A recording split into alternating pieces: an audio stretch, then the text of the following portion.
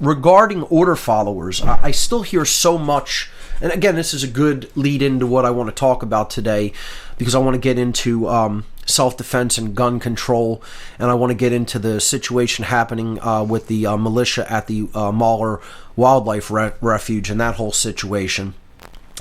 I also want to briefly talk about, toward the end of the podcast today, people who still think, that ISIS is the main problem that we face in the world today, the radicalized form of Islam that the United States created as a way to take people's freedom away by putting them in fear. But this all relates to order followers, because people are still making excuses for these people's behavior and thinking that there is any excuse for the behavior of order followers. And people still don't get it. They still think that the way to deal with these people is to sugarcoat the truth and, try to, blow smoke up their ass and talk to them like they're a child.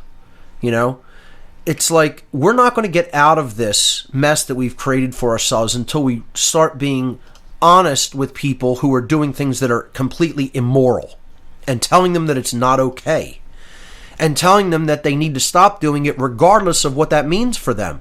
I didn't put them in that situation. I don't care how much mind control they were put under.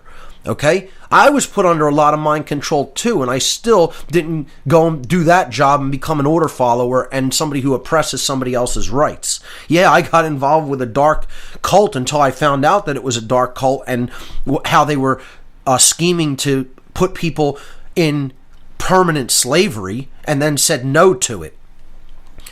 So if somebody who was as into a cult as I was in the past can say no, anybody can. And there's no excuse for these people continuing to do what they're doing. What people will take exception to what I'm saying when I'm telling them to quit their job and attack me like I'm the bad guy for saying that. Because I'm saying, if you have a family to support and feed, I don't really care how else or how else you need to work to go and do that, or how much hardship you or your family might come under as a result of you quitting your current job that's immoral. Yeah, I don't care about that. Because if it comes down to you either continuing to harm people, or your family having some hardship because you're currently out of money from your immoral occupation, then maybe your family needs to suffer in the short term. That's how it works. That's how it is. Okay? I didn't put somebody in that situation. They put themselves in that situation, and they have to deal with the repercussions and the consequences, even if it means they have to suffer short term. People want to think, everybody has the ultimate allegiance, and the ultimate thing that they have a responsibility to is family. Bullshit! Okay, can I say it any plainer, folks? That's absolutely not the case. Your family is not your first responsibility. A human being's first responsibility is ultimately to the truth, and a human being's second responsibility is to freedom. Then your family comes next. Actually, yourself should ultimately come next, because if you can't care for yourself and put yourself in a good spiritual and psychological condition, you can't care about anybody else. So I would say yourself comes next, and then your family comes next. And I mean the higher self. I'm not talking about just caring about selfishly yourself. Don't twist my words and, try to twist the meaning of what I'm saying. I mean, you got to get yourself in a proper spiritual state. Otherwise, any kind of care that you might, quote unquote, care that you might give to somebody else is a low form of care. That's what people are arguing for about these order followers, that their low form of care over their immediate family somehow supersedes care with a capital C that somebody should have to the truth and about human freedom. Okay? So this nonsense bullshit about how the family unit has to come first over truth and freedom is utter nonsense. The laws of morality come first, and the law of freedom comes second. That which is directly connected to the laws of morality. So when I tell people, you need to quit your job no matter what it means for you in the short term, quit your cult. I'm not interested in what's going to happen to you short term. It's not my business or my problem, quite frankly. And if you think that sounds callous and uncaring, you could think whatever you want. I'm not interested in what people think about how I feel about other people or how they feel about me. I'm explaining the right thing to do. Is the right thing to do always the comfortable thing to do or the easy thing to do? No, it isn't. But when it comes to harming somebody else's rights, that's when it's time to take immediate action and stop performing that behavior. And people will say, oh, well, what about repercussions if there's going to be blowback amongst the actual institution that they're involved in? Hey, look at my situation. I was involved with the people who are actually running things.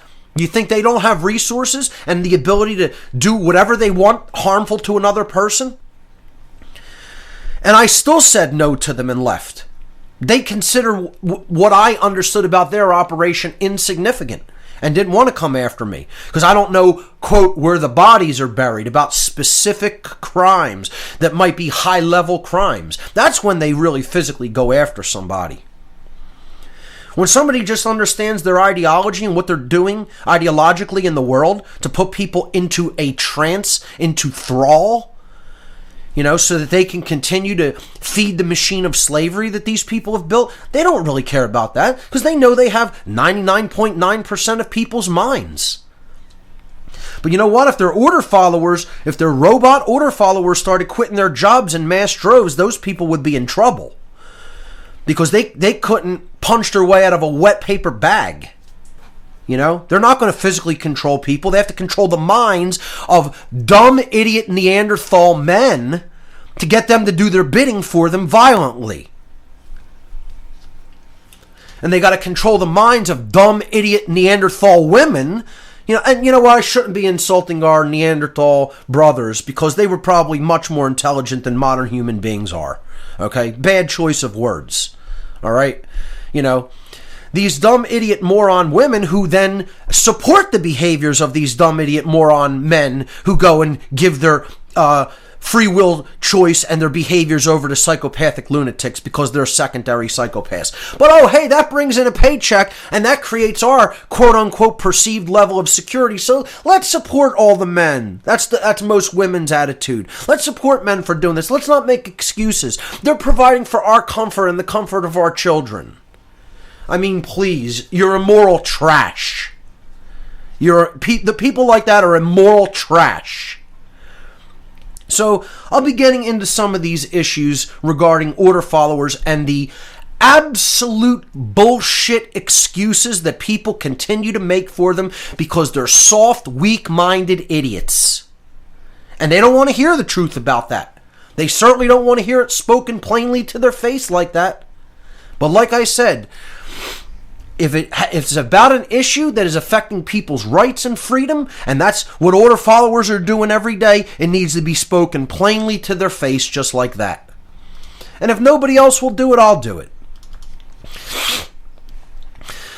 So, how about this Obama gun control situation going on and people just sitting back accepting it? I mean, this is like one of the most ridiculous things that I've heard. And he started early this year. I knew he was going to, because this is his last full year in office, and he's going to hit it hard this year as puppet, as the puppet on the master's strings. He's going to be Mr. Yes Man to his overlords, and he's going to try to jam forward the cultural Marxist agenda and jam forward the gun control agenda, supplemented by tons of false flags this year. I'm telling you, I said a couple weeks ago, 2015 was the year of false flags. We had more false flag events in 2015 than ever before in one year, and I'm telling you, 2016, my prediction is 2016 is going to supersede 2015 in the amount of false flags we're going to see this year. It's going to be out of control. Because this guy is determined, his elite masters love him because he's a good actor. He's a good enough actor, okay? He comes across as intelligent and sure of himself to all the dunces of the world who hang on his every word, okay? He's a rabid communist. He's a rabid gun grabber. And that's not alarmist. That's very real world, practical understanding of who this guy is. And he lied to everybody about saying, oh, the executive branch has become too powerful, under Bush previously, and we need to get rid of this precedent about signing statements and executive orders. And then he became the president who did more executive orders and signing statements than any other president in history.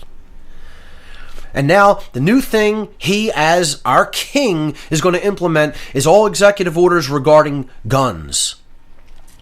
The new executive orders he put forward makes it more difficult for people to obtain guns. He's trying to eliminate private sales of all kind in the whole United States, saying that anybody who wants to sell a gun to another person should have to get a firearms dealer license in order to do that, to take away people's ability to exchange firearms, long arms, rifles, and shotguns, etc., between individuals, which has been a tradition of this country since its beginning. When handguns came in, they regulate those so as that private people can't sell them. You have to be a firearms dealer to sell handguns. But long arms have always been sold and traded between people with no problem in this country. Now all of a sudden Obama wants to change this and make individuals have to obtain a license in order to sell property to another person. Totally doing an end run around Congress with all of this, even if you believe in the laws of man, okay? And said he wouldn't do end runs around Congress, that had been done too much in the presidency and gotten too powerful and out of control as a result of that during all of his campaign promises, saying he wouldn't do those things, and here he is doing them. And people who support him still won't acknowledge that he was an absolute bald-faced liar. That's because as long as he supports the liberals' worldview, then anything he could do no wrong. Anything he does, it's fine. As long as it supports our worldview and what we want done through the violence of the state. Another thing he promised in these executive orders is he wants to radically increase the size of the BATFE, the Bureau of Alcohol, Tobacco, Firearms, and Explosives, as if this isn't a completely out of control federal bureaucracy as it stands. He wants to hire tens of thousands of people to, take part in this absolutely criminal enterprise. As if any of those things need regulation. By government of all people. Yeah. Another thing he wants to do is he just wants to set the precedent that anybody who is anti-authoritarian shouldn't have weapons. That's one of the big things in these signing statements. It's the most dangerous thing of all in them. He wants to make it so that if you're diagnosed as having some absolute nonsense made up health condition called oppositional defiant disorder, ODD, meaning if you don't believe in the legitimacy of the authority of human beings over other human beings, meaning that you don't believe in the legitimacy of authority and slavery, then you could be diagnosed with this fake condition made up by psychologists that are completely on board with the globalist agenda, and you could have your firearms seized. See, this is the new precedent he wants to set. If you have ODD, oppositional defiant disorder, if you're anti-government in any way, yeah, people who are, coming back from the absolute manipulation of warfare, of the wars of aggression that the United States is waging throughout the world, military veterans, and who say, stand up and talk out against government and their manipulations. He wants to take guns away from those people, saying, they have PTSD, so they shouldn't have weapons to be allowed to defend themselves. That's what part of these are all about. And let me tell you something. It isn't military veterans coming home doing these shootings.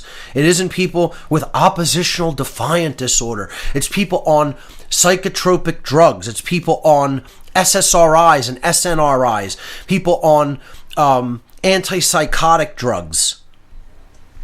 Who are basically put on these things because people want to numb out their emotions and people want to numb out nonconformity to society and want people all in a totally numbed out, deadened state of awareness. And then part of the suppressed personality breaks through and does crazy stuff and harmful things and chaotic things. And half of it is they're directly mind controlled patsies to be put up to do these false flag events. The other half of them are all in all these, absolutely brain destroying chemical drugs, pharmaceutical drugs, like the SSRI and SNRI class of drugs that I've talked about on What on Earth is Happening in past shows. But no, nobody wants to talk about those issues, those mental health issues. They just want to say, if you're anti-authoritarian, you should have your guns seized. That's what this clown communist in the White House, this puppet, is trying to ram through executive orders. And make no mistake, folks, that's exactly what it's about. Exactly what it's about. So hand in hand with this situation is this developing story in Oregon at the Mahler Wildlife Refuge, where this militia has taken over this plot of federal land, which was the seat of a lot of tyranny done unto people to seize their land and to put them in prison. And they chose that as, an area that would be a good target to do some pushback against the government. So a lot of people come down on different sides of this issue. Some thinking it's a false flag itself. Some thinking, these people shouldn't have done this because the people who were going to be put in jail as a result of this fire situation, which I'll briefly explain, really didn't want their assistance or help. I tend to come down more on the side of the people who are doing this occupation. A lot of the people who I want to talk about how this is similar and yet different from the so-called Occupy movement that all these leftists and liberals and so-called anarcho-communists, contradiction in terms, but the people like that agreed with in the Occupy Wall Street movement. But then somehow this is completely different to them. There's a practice that is done by ranchers when, brush fires are in danger of being ignited because of weather conditions and growth of certain kinds of foliage. They basically take down certain, leaves and foliage and they burn it. And sometimes this is done close to federally held land, and sometimes, since the borders are constantly encroaching on their land from federal territory that the feds are continuously seizing, they have almost all of the western land in the United States. If you look at a map of federally held territories in the United States, they have almost the entire western portion of the United States, which is completely unnecessary. There's no reason that people shouldn't be allowed on those lands to use it, to do what they want with it. But yet, we believe the federal government has a right to keep people off of those lands and say that they own it when in fact it's just an Agenda 21 mechanism to basically push people into tighter and tighter territories so that they're easier to control and so that they're on top of each other, so tensions boil between them and they don't actually utilize the space. They think there's overpopulation, they want eugenics, etc. That's what this whole agenda is all about, of crowding people into cities and taking more and more land away from them. I've talked about here many times, there's no such thing as overpopulation. The planet could probably support 50 times the population that we have now with the amount of space that is on this planet. We couldn't continue to do things the way that we are doing them now, as far as the unsustainable ways that we do things, if we had that kind of a population. But space-wise, there's absolutely zero doubt in my mind that we could have at least 20, 30, 40, 50 times the population that we have now on this planet. And I know that sounds strange or even crazy to people who haven't looked into the issue. I'm not saying we could continue to do that using the types of technologies that we have now that aren't based on clean energy and sustainable energy, but as far as just the amount of space that we have for people to live on, absolutely, and the amount of food that can be grown in the land that is on this planet, absolutely, at least that many people could live on this planet. But this issue is ultimately about setting the precedent that the federal government owns the land and everybody on it. That's what this is all ultimately about. That they're the gods, they're the kings, they own everything, and they're going to take more and more and more land. And they're going to push people into tighter and tighter spaces, and they're going to come in and say, if you did something that was an inch over this imaginary line, then we're going to put you in jail for 20 years or 15 years or whatever they want. So the Bundys, who were involved in another land grab situation and another tyrannical situation dealing with the federal government a couple years back, were involved with this other family, the Hammonds, and since the Hammonds were convicted in a court of law regarding their practice of setting fires, and then the federal government said that one of them got out of control and spread onto their land, that they served a jail sentence, and now another judge wants to put them in double jeopardy, which is meaning that they're going to say that after you've been tried and sentenced and you've served your time, I can say that wasn't enough. Post fact, after the fact. It's called double jeopardy. It's illegal in the United States. You're not allowed to go back and say, oh, we can basically tack on to your sentence. It's like, if that means you're really being tried twice for the same crime, and that's called double jeopardy. It's totally unconstitutional, and this is what this issue is ultimately about. It's about the land grabbing of the federal government, and it's about double jeopardy. That's one of the biggest issues in this that hardly anybody is talking about. So the Bundys are basically, what we're saying, that the Hammonds are basically cowards who won't stand up for their rights, so they're going to stand up to the federal government for them. Now, I understand people will say, oh, they're not within their rights to do that because if they have refused help shouldn't be rendered. I think it's more like they realize that these people are wet noodles, who are just going to lay down. And what some people are saying is, well, I don't care whether other people lay down. We're not going to lay down. You could think you have everybody because you have their mind and they're acquiescing to your bullshit, but you're not going to have us. And I could at least get behind that kind of mentality. In all honesty, people make the other argument, oh, they're the selfish type who only care about their rights. And you know what? That's better than not caring about any rights. That's better than being such a wishy-washy person that you laid down to tyranny. I'll take the people who are left-brain selfish but do care about their own rights over the people who don't give a damn about any rights. I'll take those people any day. Any day. That's why I said, compared to the idiot, moronic people who want slavery and Satanists even. Folks, I'll go on record. I told people this before. I would go back to the kind of people who were involved in Satanism in a heartbeat rather than the idiot that walks the street that I walk around today. In a heartbeat. And I'm very open about it. And I don't care what people think about that. You want to know why? Those people at least care about themselves. They care about whether they're free. They don't want to be slaves. They want to be the master of slaves. I think that's wrong too. Don't get me wrong. I'm not saying I advocate that. I'm saying, what's better? To want to be a master or to want to be a slave? Neither one of them is how you should be acting, but guess what? Wanting to be a slave is infinitely worse than wanting to be a master over other people.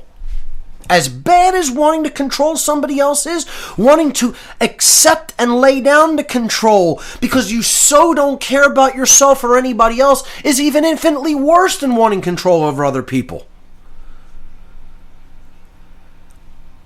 And so what the Bundys are basically saying is they're drawing a line in the sand. They're saying they're going to oppose criminal acts and tyrannical acts regardless of whether the person who are directly affected by them care or not. So whether you support the actual action and think it's the time or place, okay, I'm not going to even get into debating all of those things. Because maybe, there are bigger things that they could have chosen and better places that they could have chosen to do this, but whatever, It is what it is. It's going on right now. And, they're shutting down this facility because that was the seat of the tyranny that was taking place in that region. So that was their choice for it. They're using the lost word of no, saying, no, this far, no further, we're drawing a line in the sand. I can have respect for that. And how this occupation differs from the Occupy Wall Street occupations is it's being done with teeth. These people aren't just going there with signs and placards and, megaphones and demands that they're making from, the steps of a city hall or something like that. They're there with weapons. And that's why they're being treated completely differently than the government treated the Occupy protesters. Let me tell you something, folks. The safest places I have ever been are where firearms were prominent and openly displayed. The places where people wouldn't have even dreamed about doing violence to another person or trying to start violence with that group of people. You wouldn't even imagine the politeness that was displayed. I've been to open carry rallies where firearms are just where rifles, semi-automatic rifles are just openly displayed, openly carried. And let me tell you something, the safest place I've ever been or felt in life on this planet. No safer place that I've ever been or attended. Because there's not one person that would have thought to come in there and start trying to take these people's rights when they're in that kind of a situation. And it was totally peaceful. Totally peaceful and polite. Some of the most polite, peaceful conversations I've had have happened with people when I've attended open carry rallies and the people that partook in those rallies. I'll tell you what. No police pushback, police pepper spray, police absolute trouncing of people's rights to speak and assemble. Not when they're well armed to the teeth. You won't see those cowards do anything like that there. And guess what? You know what? They might roll in with physical force. But I guarantee you one thing. If that does happen, they're going to meet resistance. They won't be able to do it with people like this without consequence. There will be physical repercussions and physical consequence upon the aggressors. Know it like you know your name. So, therefore, whether they have my complete approval or not, and I think it's the greatest of ideas, what they have begun, they have my respect. That's where I come down on this issue. And I wonder why more people who just stand against government, period, won't basically say that they at least respect these people, whether they want to say that they condone their actions or not. We're the anarchists saying any pushback against government is a good thing. Anybody willing to stand up against tyrants is a good thing. Folks, I don't mince any words, and I just tell people, if at this point, if open, fully out in the open criminal types, like flagrant criminals, said, I stand against government, will you help me? Okay? Take a stand against them. I would take those types of people any day of the week. Because you know why? Let's say drug dealing cartels. Let's say weapon dealing cartels. Okay? Let's say just absolute criminal, gangster, thieving thugs. Okay? But aren't government thieving thugs. Okay, from the general population. What's worse? The overt criminal who's basically telling you, I'm just going to do what I want because I'm a criminal and I don't care about you or your rights. Or a person who's going to lie to your face, make other people believe them, make other people trust them in their naivete, and say, I care about you, but I'm going to rape your rights and be a tyrant, claiming the whole time that I care about you and I'm doing it for your own good. What's infinitely more dangerous, the overt criminal or the covert criminal? The criminal who's out in the open about their criminal behavior, or the occult criminal who wants to hide their criminal behavior while pretending to be a wonderful person that cares about you and is doing these things for your own good and the good of the greater good of the group? I'll take the overt criminal any day of the week. So at this point, folks, I don't care who's standing up to government. I don't care how immoral they are. If they recognize the problem is government, we can work out our other moral issues on the other side of doing away with the occult criminals. That's infinitely more important to me. I don't care who disagrees with that position. Like I said, folks, the time for me sugarcoating things, even in the sense of how I've been doing the What on Earth is Happening great work that I do, okay, of trying to influence and change people's minds, how I've been doing it is over. It's over, in case you haven't noticed, since I've come back. And it's going to get more extreme. Okay? Because we're living in extreme times and extreme measures are going to have to be taken. So I'm not interested in being some lovey-dovey person who has to explain things, sugarcoat, and feed it to baby because they can't handle it. Never really did that, but did it enough to an extent that I could help people who were on the fence and who wanted information to get it. Now I'm not even bothering with any kind of a buffer. I'm going to be who I really am.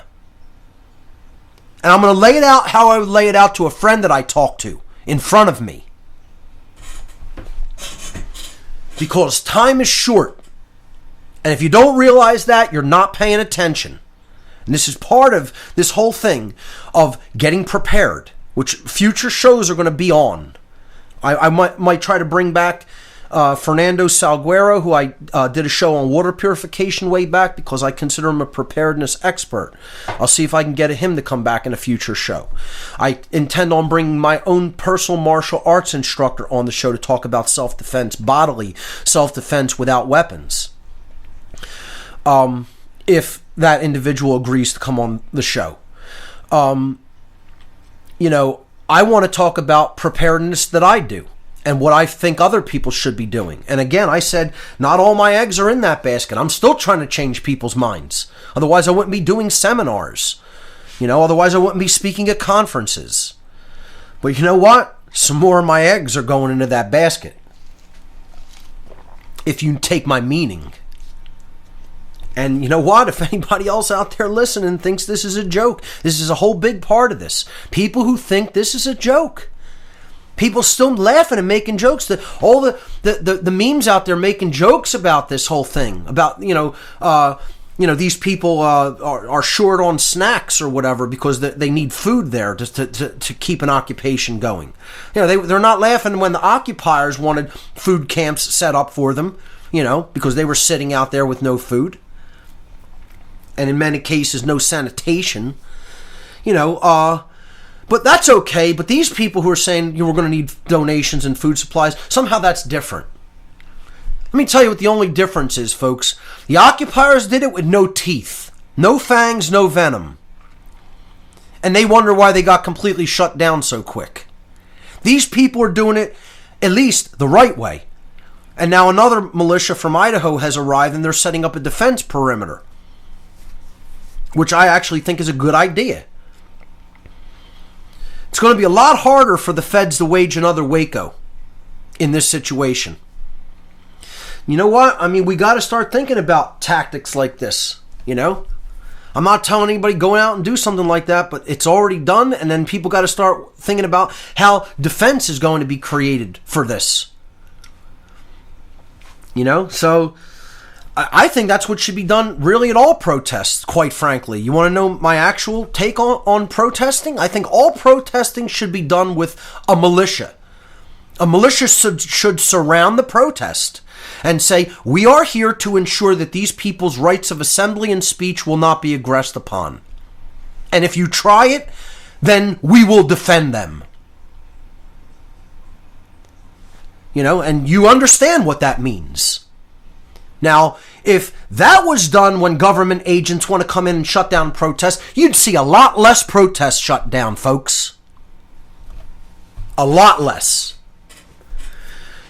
Why were Ferguson protests shut down? Because there was nobody there armed and willing to defend their rights when their rights came under attack. That's why they were shut down. It has nothing to do with race, has nothing to do with what color your skin is, folks. It has to do with the presence of the ability to defend yourself through firearms. Get your head out from up your ass and understand that, boys and girls.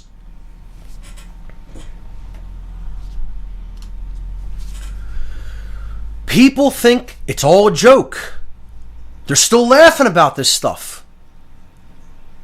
I can't impress upon you how deadly serious this is. The whole situation that's going on in America, with all the false flags, with the gun grabbing, with the total encroachment of communist ideology, cultural Marxism, people wanting to grab people's guns. And yeah, that is a legitimate concern. Yes, they do want them. It's not alarmist. They're making incremental inroads that will eventually lead to confiscation if Americans are not vigilant. And people are watching it all happen like it's a movie because they're conditioned to see life as images that are taking place on a screen. And they think this is a laughing joke. And they're going to find out how deadly serious it is. They're going to find out when a bullet whizzes past their head. And that's when they're going to start waking up. And that could come from a patriot group or it could come from a tyrannical Fed agent. Eventually, people who are laughing and thinking this is all a big joke and it's going to go on forever like this are going to get caught up in a crossfire somewhere. And then they're going to stop laughing real quick.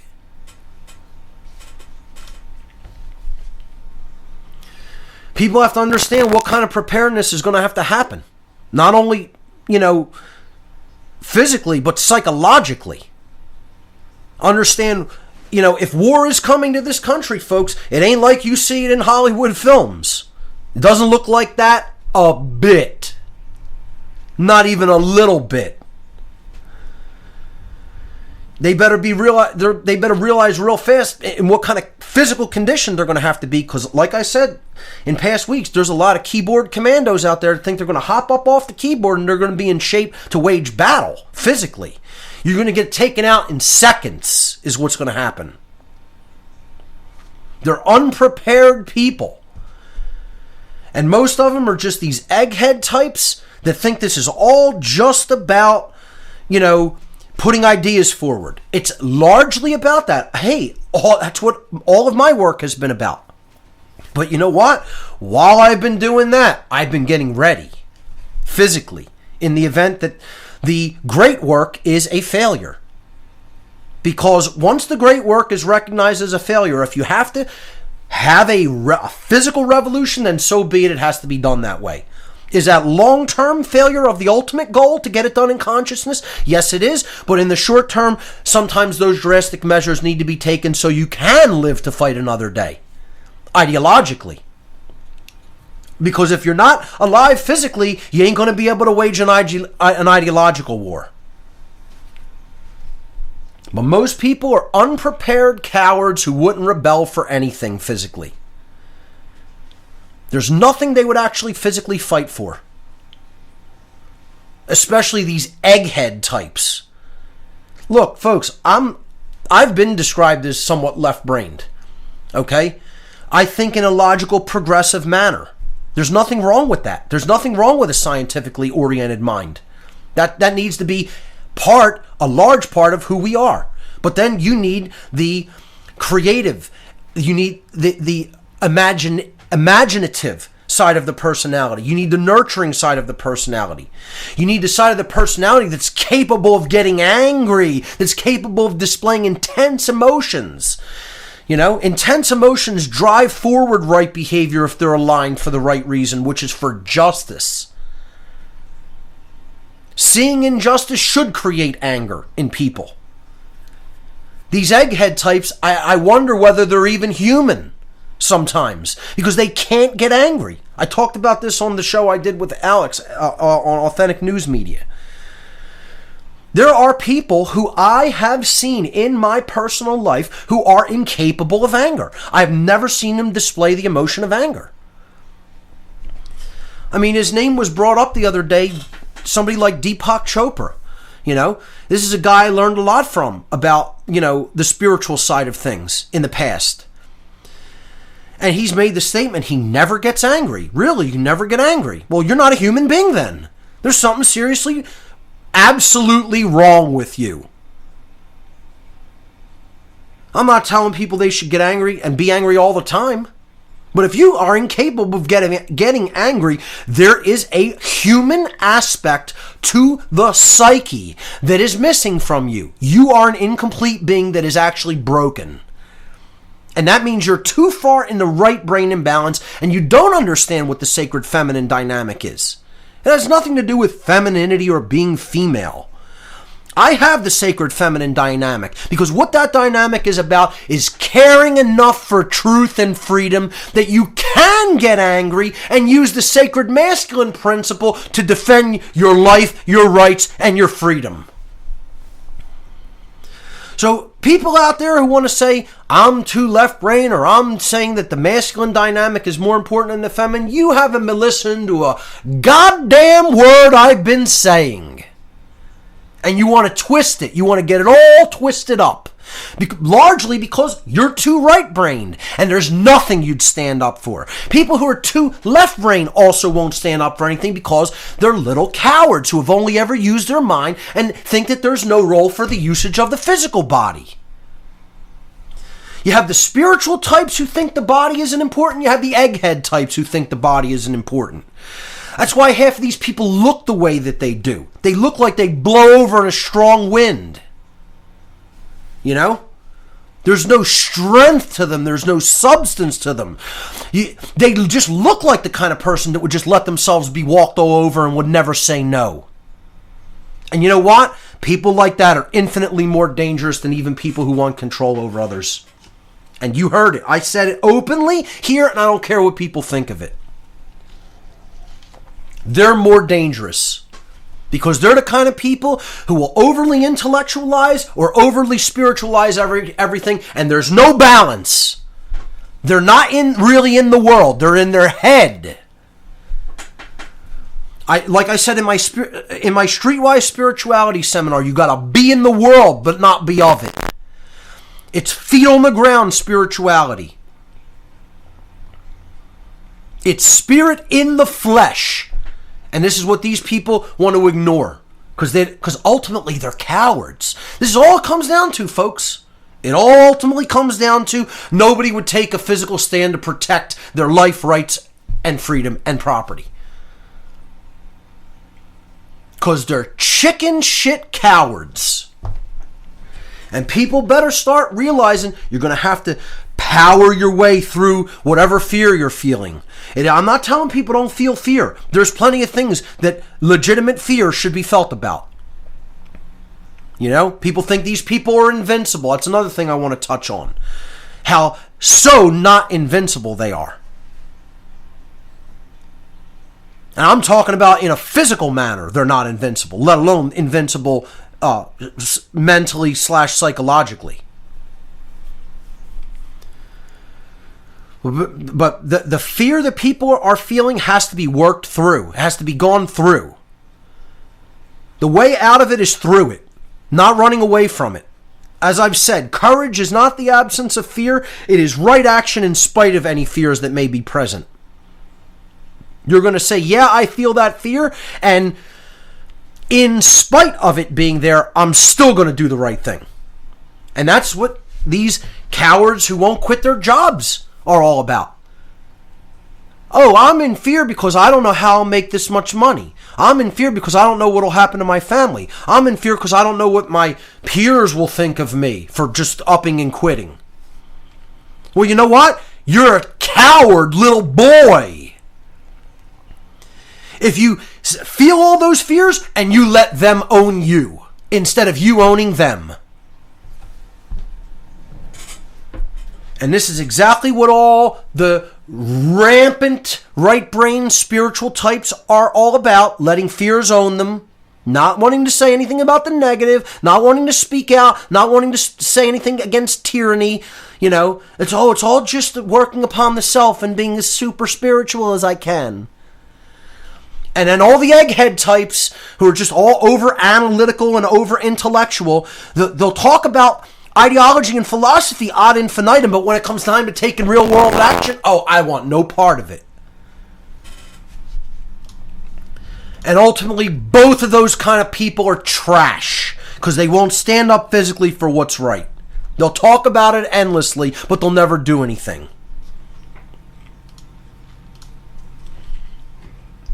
They're the same kind of people that want guns taken from people, as a matter of fact. You know? These eggheadist leftists. These egghead leftists. I mean, you couldn't have any more of a joke of a human being. They're not real people.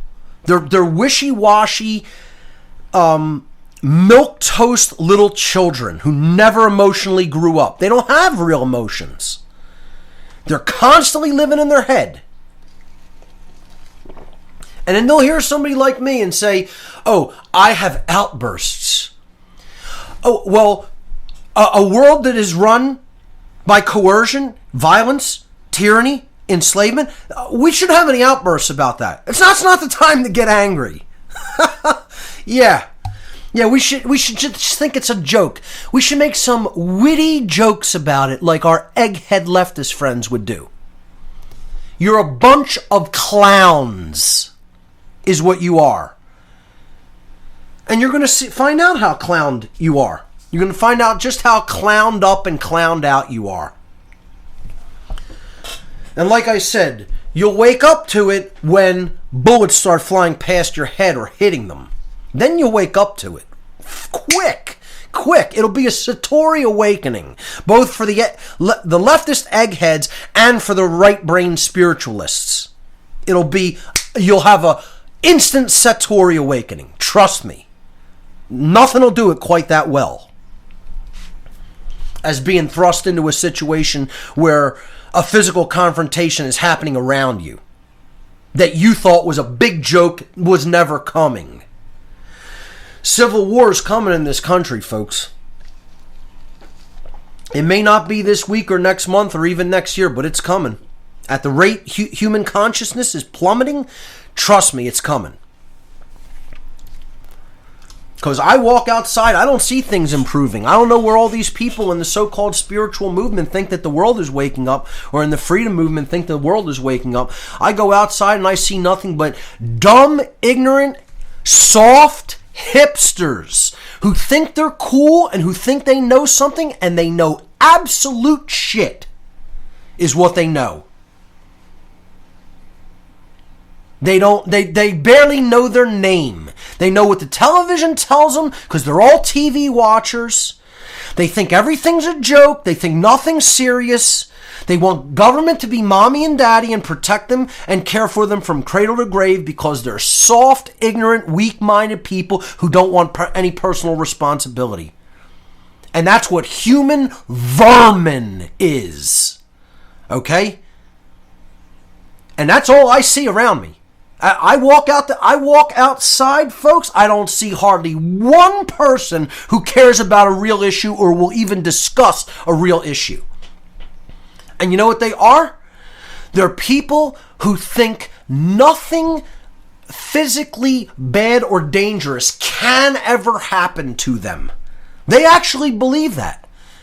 They actually believe, because restraint has been being used by people in society to the extent that it has, that things will never break down and people will never say no with teeth. And you bring up the idea of physical rebellion against tyrannical government to them, and they think it's not possible. What do they think? It has never happened?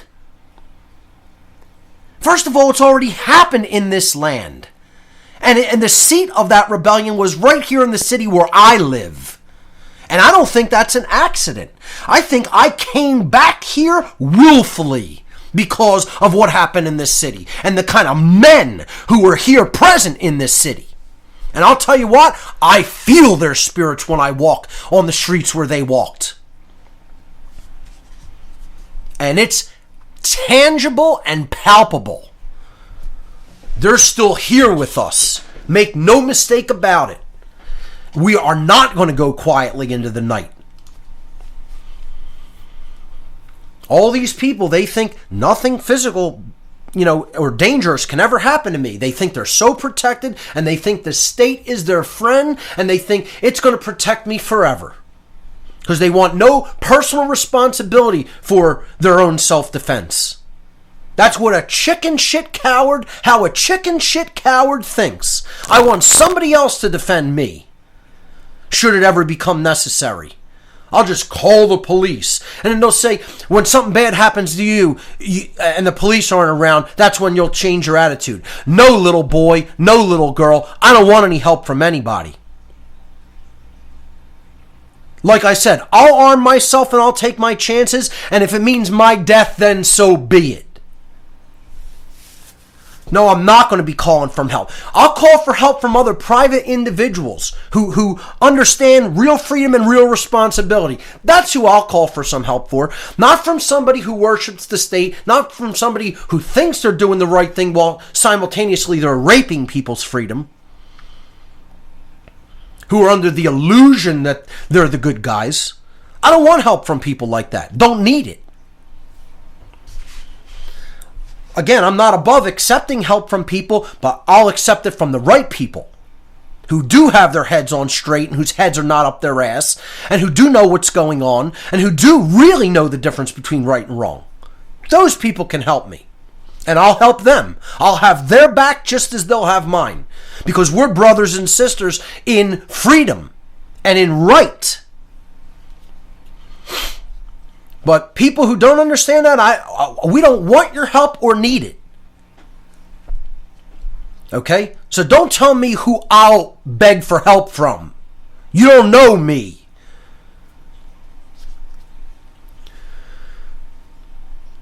At the time that we're living in, folks, people really have to start understanding the R complex of the brain and its role.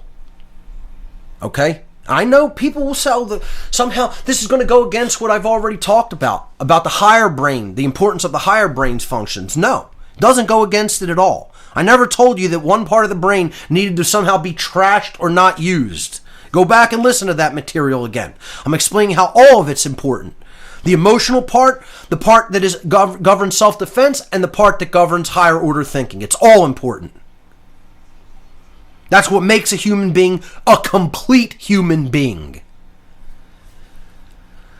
I'm going to probably do a podcast or a presentation in the future called Having the Psychopath. Now, I hear the title of that. That's going to be the title of it, regardless of what form it comes in. But it is going to be called Having the Psychopath. Not being a psychopath, but having the psychopath. Meaning that there is a component of the human personality that has psychopathic qualities in it that is there for a reason. People should watch the movie Equilibrium. One of the greatest movies ever made. Watch it several times, okay, to understand the allegorical content of this movie. And part of this movie is about having the psychopath. The psychopath needs to be an integrated part of the complete human personality, like a tool, never governing the personality, ever. But like a tool, it needs to be picked up out of the toolbox and used when it is necessary to use it. And then when the job is complete, then the tool gets put back into the toolbox neatly and gets put away. You know how few people can do that in society? Hardly any. Because that takes self-mastery to be able to do that. People will have already had to have worked with their shadow material and understand that component is there. And sometimes maybe even nurture that component a little bit if they've become super right brain imbalanced. Wasn't as difficult for me because I came from a place of super left brain imbalanced, developed the sacred feminine of care for truth and care for freedom and care for all beings' rights, and then push that back toward the development of the sacred masculine principle of self-defense and quote-unquote having the psychopath. Then you could say, hey, here were those psychopathic personalities that were actually ruling me before.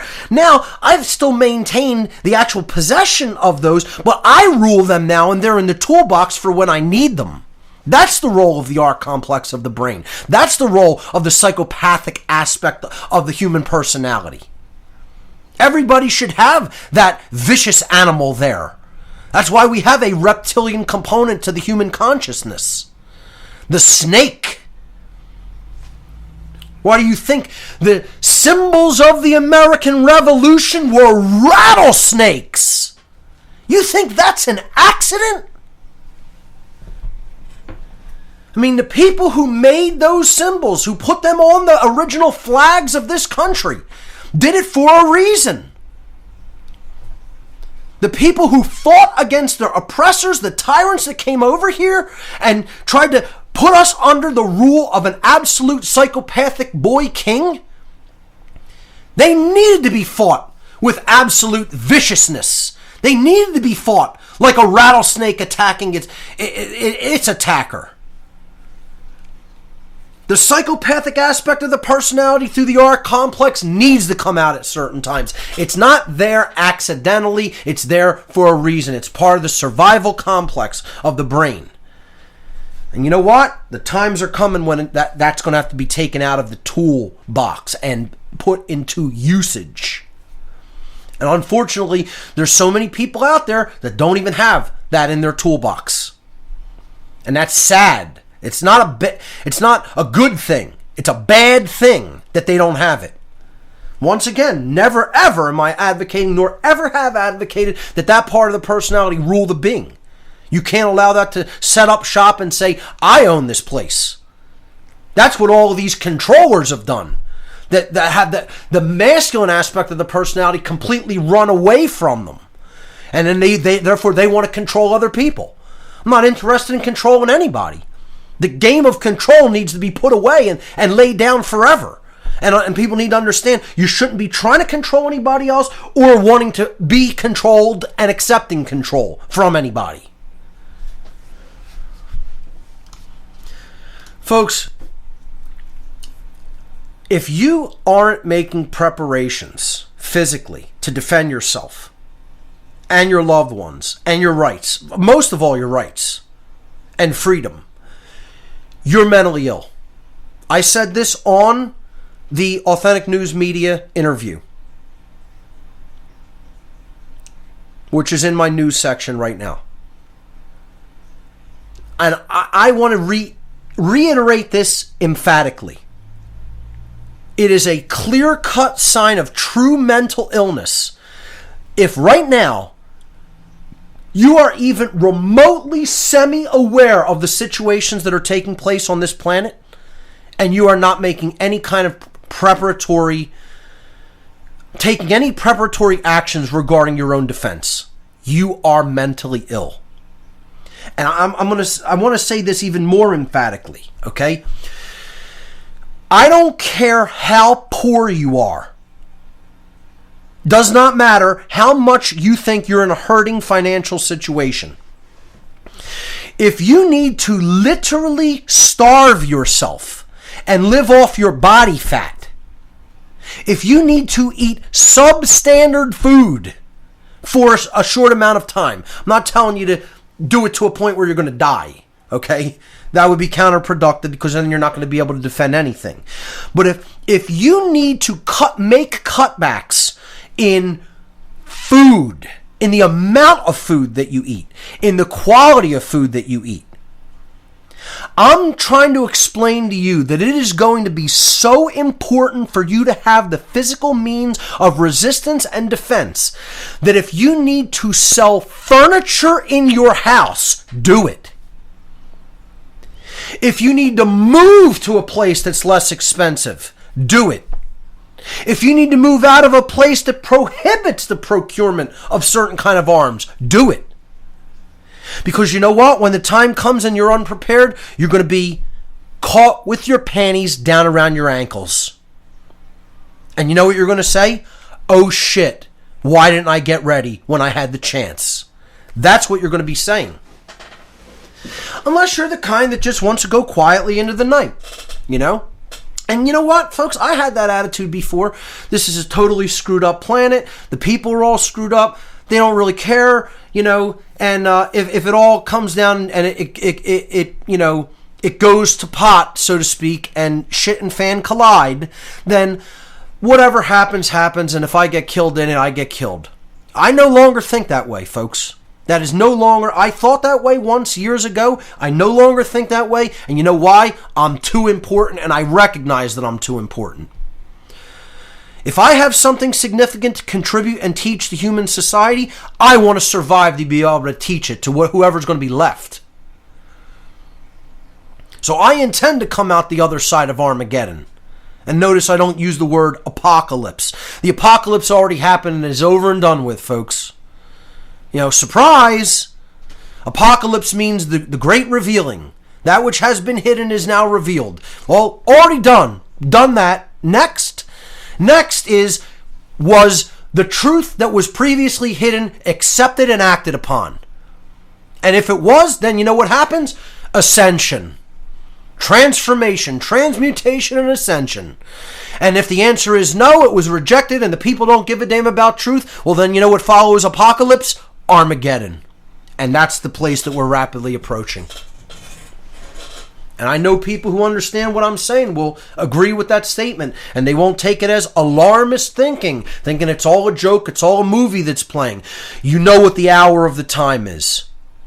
Okay? So I'm once again, I'm going to come out and say how I really feel. No more sugarcoating this, no more telling people it's all going to be okay, because I don't think that it is. Kind of never did really think it was going to be okay, because I thought I had a pretty good pulse on where the human mindset was probably by the time I started speaking. You know? Previous to that, I thought it was going to be a matter of explaining this to people and they were going to accept it. How naive I was. How wrong I was.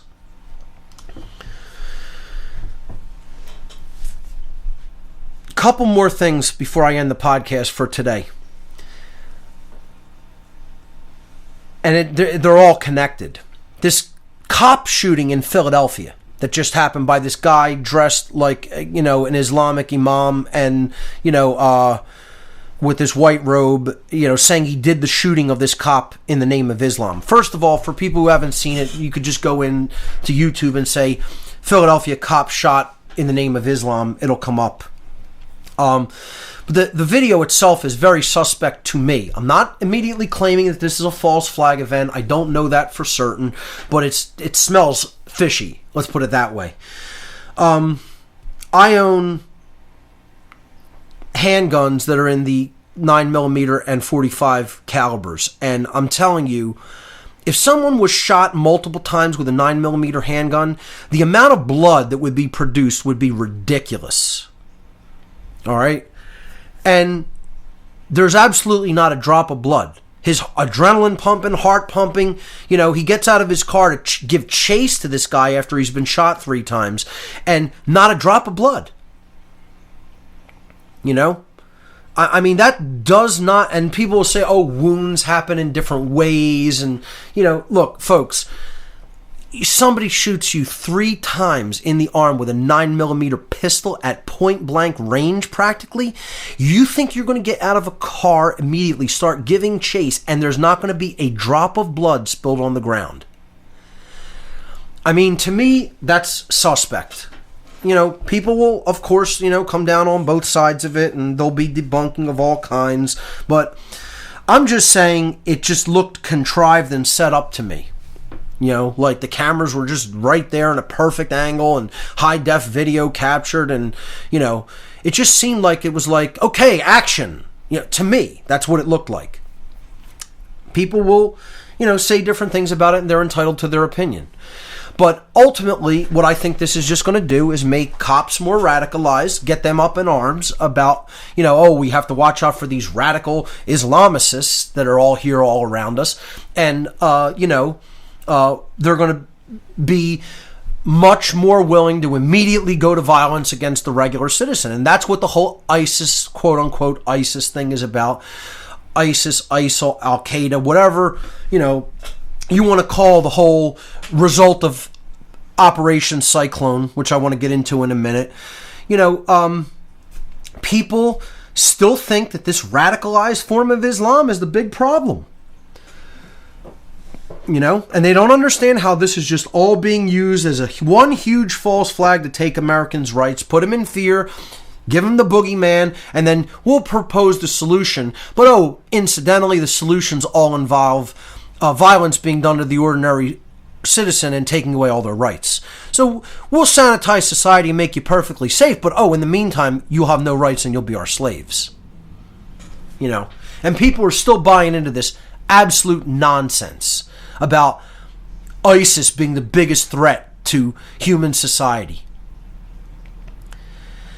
And you talk to idiots like this, and they know nothing about how radical Islam was even formed. They think this is what Islam is.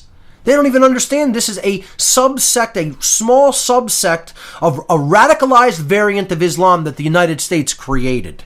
This wasn't created over in the Middle East.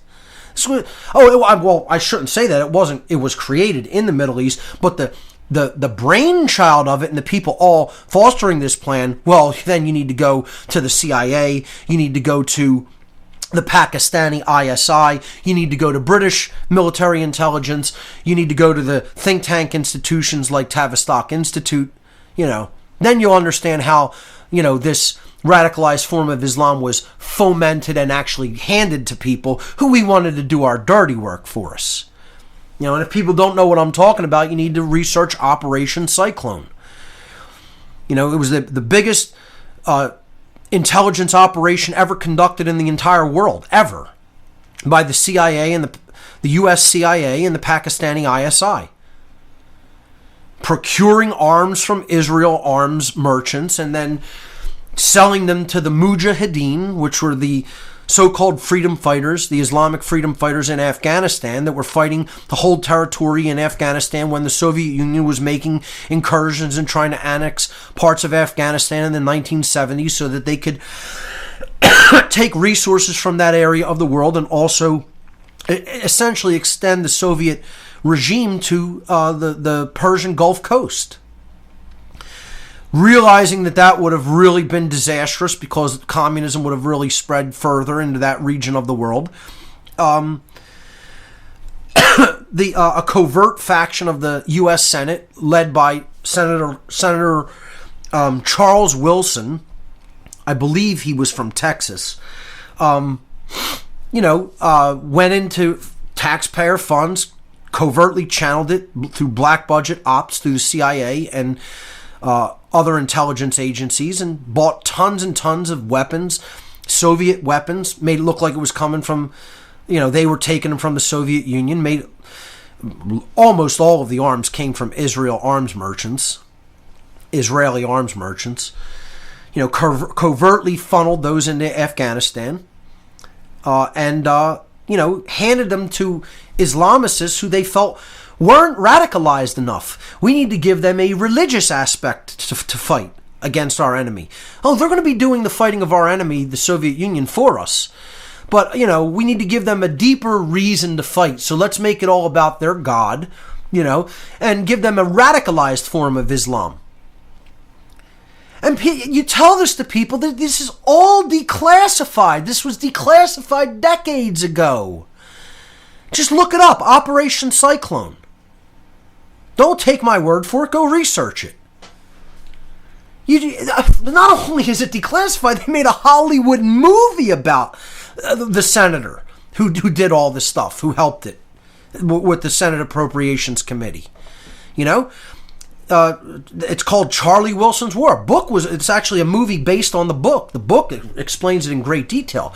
The movie's based on the book. Of course, it's Hollywood dramatized and everything, but still a great movie starring Tom Hanks. I mean, one of the biggest Hollywood superstars is in the movie. People still don't understand that this went on. We created the radicalized version of Islam through the Mujahideen. The Mujahideen, the CIA-trained Mujahideen went into a huge database of our intelligence agencies, and that's where the name Al-Qaeda came from, which means the base. It literally meant the database of CIA-trained assets, of Mujahideen fighters who were trained and radicalized to fight the Soviet Union in the mountainous regions of Afghanistan, which is why the Soviets couldn't really wage a protracted hot war there in that region, in that kind of terrain and climate. And eventually it bled them of a lot of money. And it's been attributed to one of the reasons that the Soviet quote-unquote empire or regime began to crumble. Because it bled them militaristically and bled them financially. And Wilson was hailed as a big hero, but then there's unintended consequences. Is there a real aspect of radicalized Islam? Yeah, it's not fake. It exists in the world, certainly. But who made it? What was its origins? How did it get that way? Nobody wants to look at causal factors. Well, you need to do your research and homework. And, this is all connected with the creation of the big bad boogeyman. I'm not saying somebody like Wilson, who was a pawn and puppet in all of this, it was part of the master plan. Other people saw this, they're like, wow, here's a new boogeyman that can be created and get off the leash. So then we have to call for the destruction of people's rights and freedoms, and we have to create a bigger military police state, And that means more military-industrial complex spending and buying, and bankers getting rich, and more debt being taken from countries. More imperialism being waged and resources being seized for the super elites that are controlling these whole projects. People have to wise up about how it all works and fits together. And you need to realize it's all an illegitimate mafia operation. But yet there's still people who buy into it and, we gotta go get all the ISIS characters. They're the big threat. Let me tell you something, folks. Like I said before, nobody from the ISIS organization has ever posed a physical threat to my physical well-being.